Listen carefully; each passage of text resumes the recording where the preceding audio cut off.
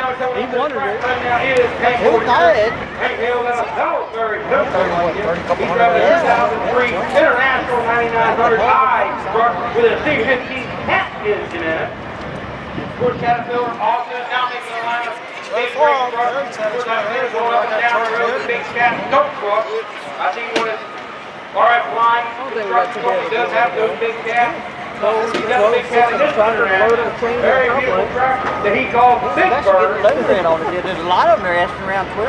Just Like I said, now this is a hot street class. Basically, they can turn the pumps up and that's about all they can do. Then you gotta be stopped right in front.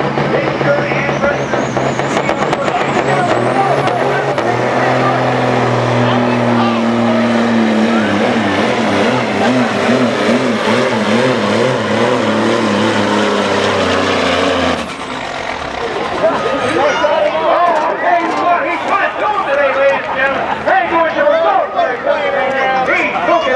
We'll see what his difference is. Like I say, we are